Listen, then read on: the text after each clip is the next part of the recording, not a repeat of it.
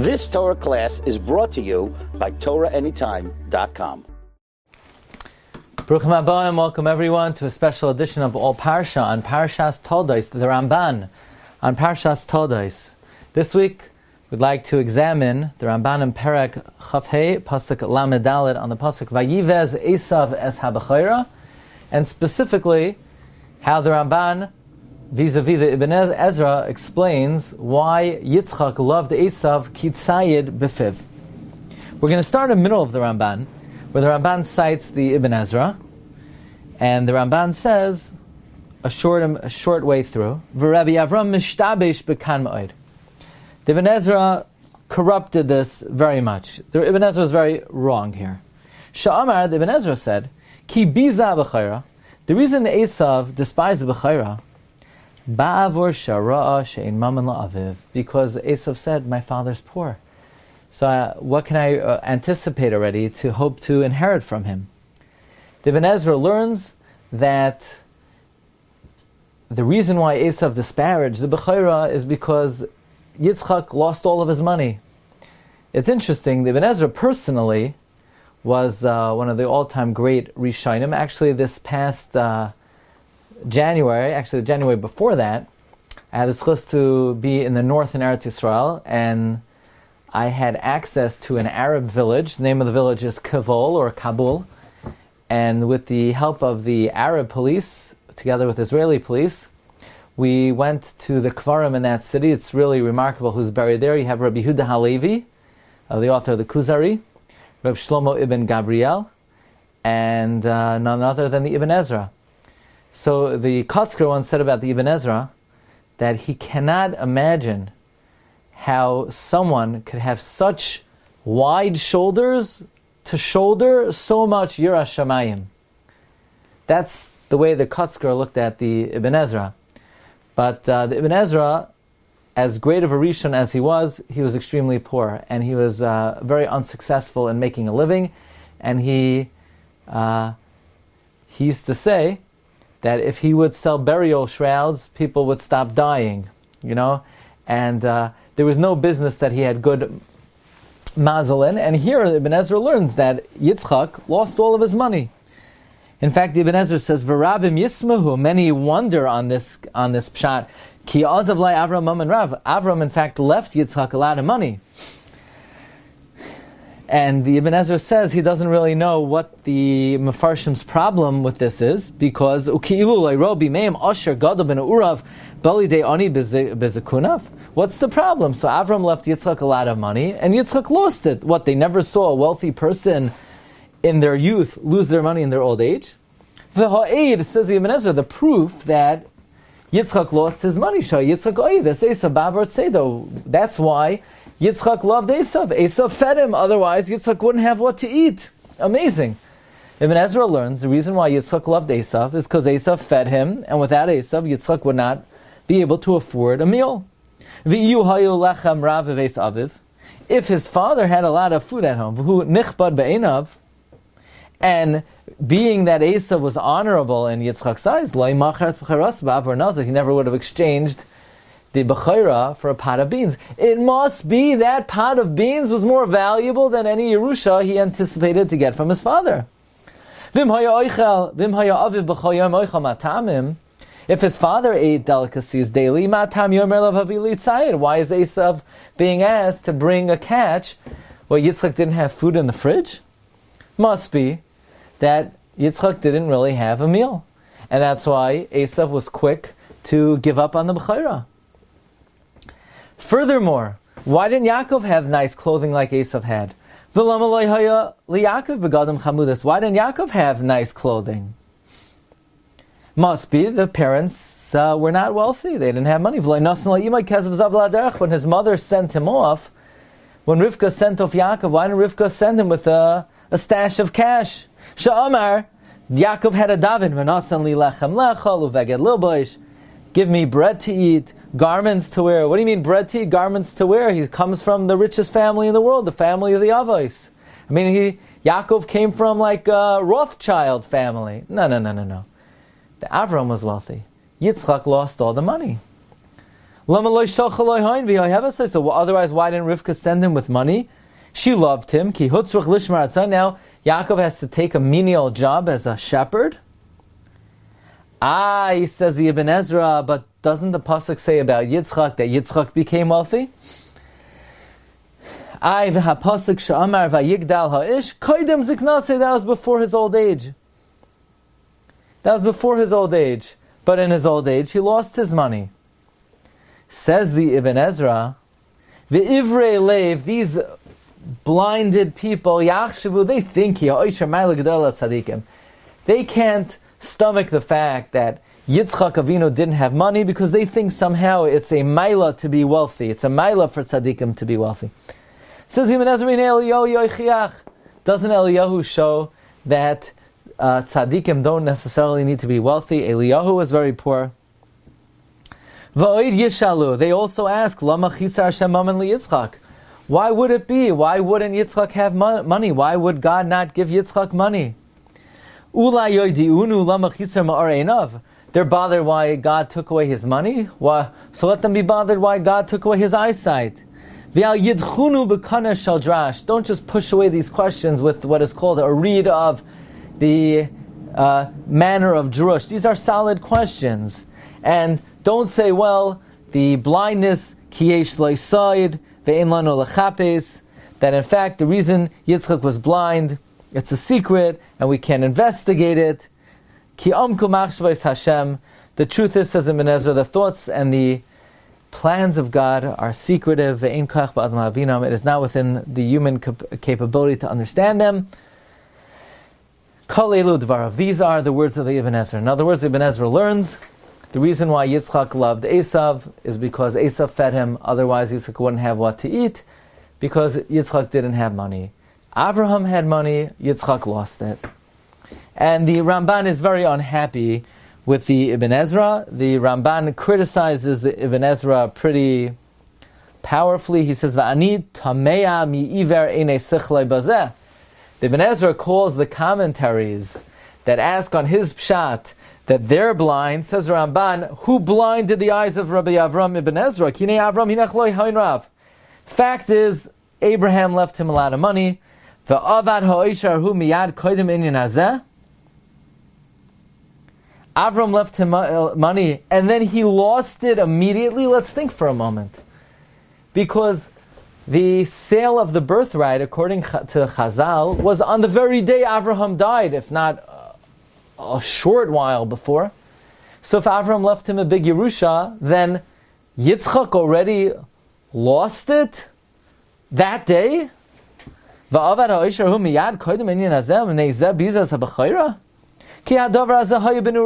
sale of the birthright was when they were young. Before Esav got married, like the Psukim indicate. And then you're going to say, okay, so Avram left the big Yerusha, Yitzchak lost it right away. Then Yitzchak became wealthy in the land of the Plishtim, to the point where the Torah says, Ad ki gadol ma'od. And Vayikanu Vaisari Plishtim, the officers of the Plishtim were jealous of him. And then he reverted back to his poverty, and that's why he loved Esav, because Esav fed him. I mean, talk about the cycle of life. Avraham died, Yitzchak became wealthy, he lost it immediately, that's why Esav was Mavazeh the Bechorah. Yitzchak became wealthy again in the land of the Plishtim, and then he quickly lost it, and that's why he loved to eat Esav's food.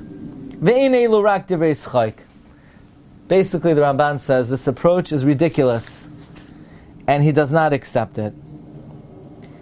And furthermore, the Ramban says, the pasuk says, after the death of Abraham, God blessed Yitzchak, which presumably means a expansion of wealth, property, honor. Where exactly is this blessing of God? That he lost the wealth of his father and he became poor. And then God said, I will be with you, I will bless you. So then what, he became wealthy after that and then poor again? Says Ramban, it is true that there is a phenomenon that sometimes tzaddikim experience challenge and turmoil. Although there are righteous, that it reaches them the results of the Rishaim be'inyan ha'isha regarding wealth. This is not the case by those who are blessed directly from God. Ki birchas Hashem hi ta'asher. The blessing that comes directly from God makes wealthy, v'lo yosef etzev imai, and there's no sadness with it. And the Ramban therefore says, Aval hayu ha'avos kulam kimalachim. The avos were all like kings. Umalchei goyim ba'am lifneim. The kings of the nations came before the avos v'karsam imam bris, and they signed covenants with them. They sealed covenants with them. The avos hakdoshim were very prestigious, renowned individuals, and they had the admiration of all the powers of the world, and they came to sign treaties with them. Vayishavu v'kasav vayishavu ish la'achiv, like it says that one man swore to his friend, V'mhoya Yitzchak ra hamazal.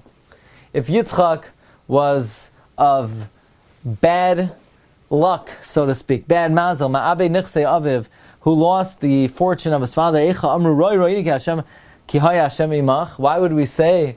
Why would the Torah write that Avimelech said, "Oh, we see God's with you"? Had they see God's with him if he blew his father's fortune? And the Ramban says, "Uchvar hoya ba'oichrav." He was not among those who God showed good favor to, but just the opposite. It seems that God is showing him a lack of his favor. And therefore the Ramban rejects the Ibn Ezra's approach that Yitzchak lost the money of his father, and that is not why Yitzchak loved Esav, and Kitzayed Befiv means something else entirely.